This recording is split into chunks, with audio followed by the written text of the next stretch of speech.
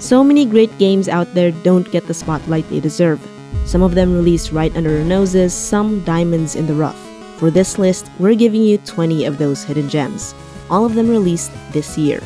Do you think you'll recognize some of them? Tune in till the end for the best rated titles, and don't forget to subscribe for more. We're starting our list with the charming yet brutal twin-stick shooter Beyond the Long Night. You play as an explorer looking for a way out of the Dark Mountain, an underground kingdom that, for some mysterious reason, is stuck in a time loop. Your journey begins in the deepest part of this mountain, but the way out is not just up. You need to move from cavern to cavern, oftentimes needing to go back down or move sideways. A cavern will have monsters that need killing, puzzles you have to solve, treasures, and interesting NPCs. You can upgrade weapons, health, attack speed, and more if you survive long enough. Beyond the Long Night has a place score of 7.3 out of 10. It's a solid choice for fans of 2D roguelikes, despite some design flaws that hamper the experience. The most obvious ones are the small, hard-to-see traps and monsters. Meanwhile, in another kingdom, a young warrior is on a vengeful quest to find her estranged father. Vernal Edge is a fast-paced Metroidvania-ish game. Okay, forget about the story. In my opinion, it doesn't really stand out. Unfortunately, it's the same for the characters. Vernal Edge is all about movement and combat. The attacks, the juggles, and the dashes will remind you of Smash Bros. Although Devil May Cry might be a better comparison. And don't miss the killer music. If you're looking for a game to play with friends, This Means Warp is perfect. It's a space adventure that supports up to 4 players either locally or online. Have you played or heard of Overcooked? This Means Warp has the same potential for multiplayer chaos. How about FTL? Well, this game comes with the same procedurally generated surprises, ship management, and space battles, with the added option to level up your characters so they get better at tasks like shooting and repairs. And although you can play it by yourself, I don't recommend it. Liberte, on the other hand, is best played solo. It's not a historical game. In fact, it's an alternate take on history. It's a deck-building roguelike inspired and set during the bloody days of the French Revolution. There's still warring factions, but with magic spells, monsters, and a lot more. Most reviewers compare Liberte to Hades. Yes, there are similarities, but Liberte can get repetitive. And while the combat is good, it lacks that visual impact that you experience in Hades. Fortunately, the developers are responsive. There have been updates since its release, with more fixes around the game's combat promised in the near future. From a game set in the past, let's blast to the future. Life of Delta is a point-and-click adventure set in a future where humanity has been wiped out by nuclear war. Our protagonist Delta is a service robot who's on a journey across post-apocalyptic Japan to find his friend. It's a short game. You can probably finish all the puzzles in less than 5 hours. Where it really stands out is in the visuals. It comes with 28 beautiful hand-painted levels, with more than 50 cleverly designed puzzles. True, there are players who loved it, but it ends in a cliffhanger, so it feels like an unfinished game or a prologue to a longer one. Is there a game you think should be on this list? Let us know in the comment section. We'll see how it ranks against our picks, and who knows, you might see it in the next videos. Next up is Dungeon Drafters, a single-player deck builder that combines dungeon crawling with a unique premise. Magic is cards, and cards are magic. The deck building aspect of the game is excellent. It offers a rich array of cards and effects that will have you exploring different builds and strategies. As for dungeon crawling, it can range from demanding to downright frustrating. If you die, you will lose your loot.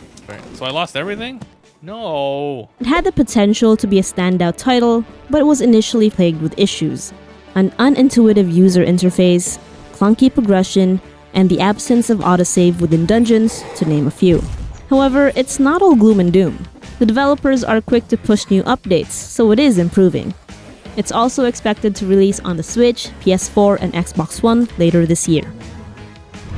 For those of you gaming on consoles, you might want to check out Lunark. It's available on all major gaming platforms, including the Nintendo Switch.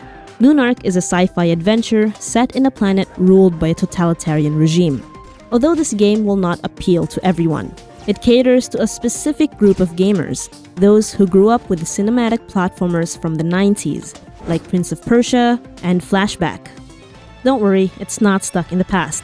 The controls have been modernized, and it even managed to fit some great pixel animations and quality soundtrack.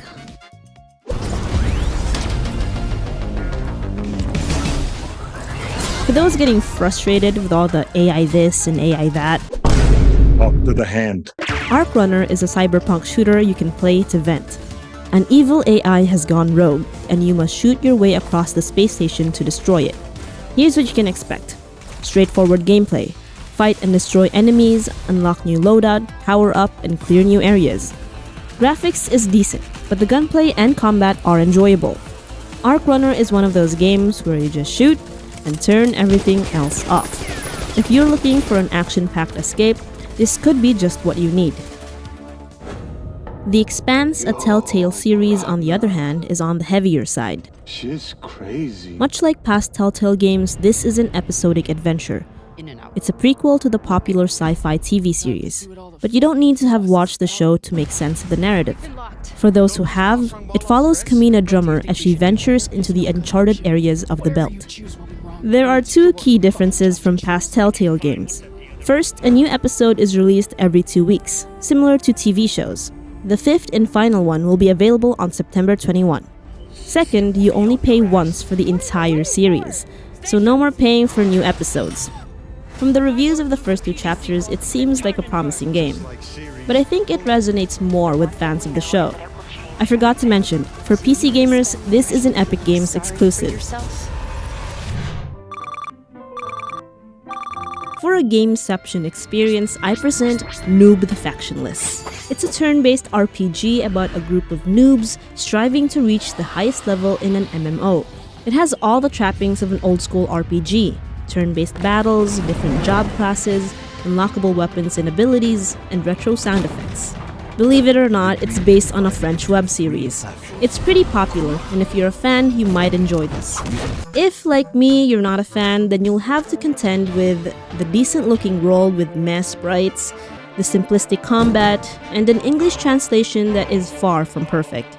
Still, the music is great, and the characters, goofy as they are, might just grow on you. Salut. The same can be said for Zoeti, with its quality music and 3 endearing playable characters. Plus, it has a cute, bright visual style. What's unique about it is that for a deck-building game, all 3 characters have fully fleshed out backstories. And instead of introducing its own set of cards, it uses poker hands. Each hand has skill tied to it, so when you draw, say, a full house, you can cast that specific ability. The stronger the hand, the more powerful the skill is. And if you're not familiar with poker, it doesn't take much to get the hang of the basics.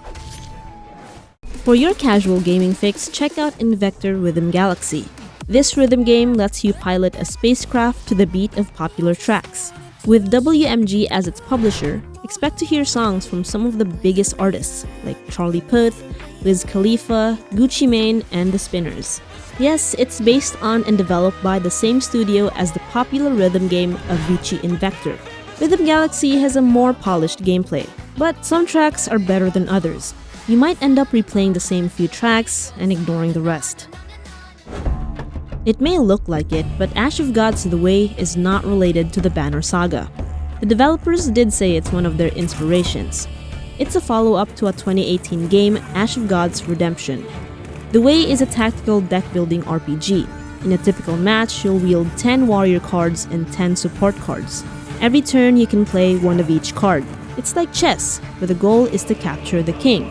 In this case, kill the commander. It's a challenging game that plays more like a puzzle. The battlefield, the situation, the rules, and your opponent have as much effect on your chances of winning as the cards that you play with. Every battle is unique, and the tactics that won you the last round will not guarantee another win.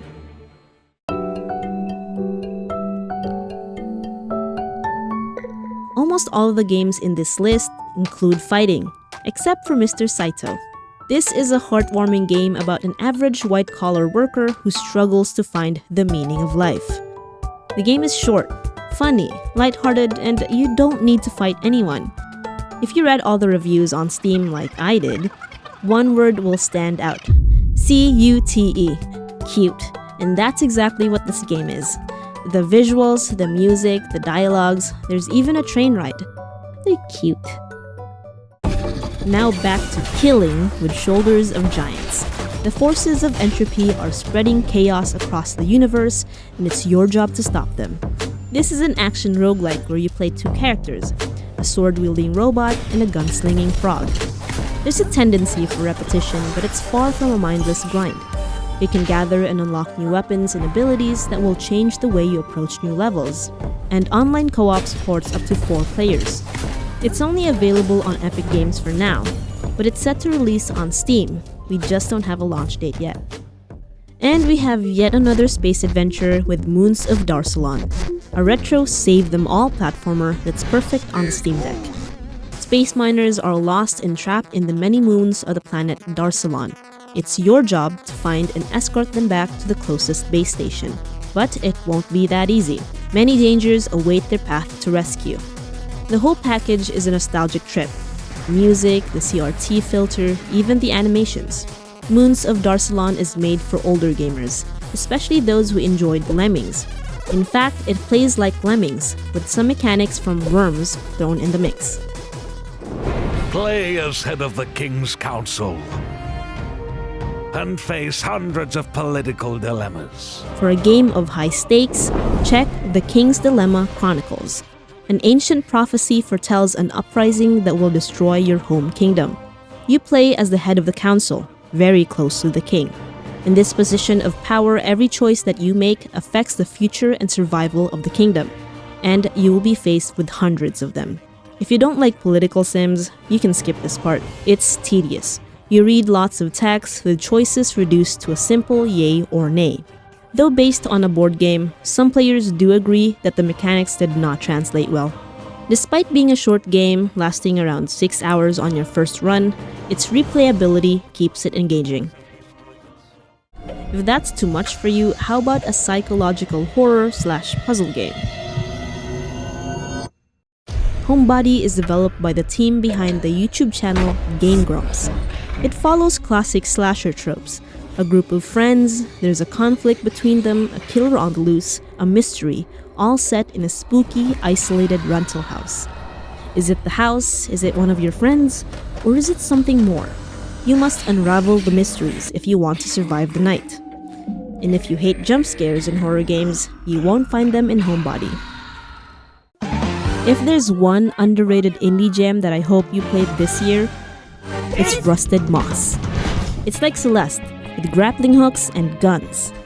The Age of Men nears its end, and the Age of Fae is about to begin. This is a story of Fern, a human with the soul of a Fae, as she journeys to decide who will rule the world. Why do I recommend it?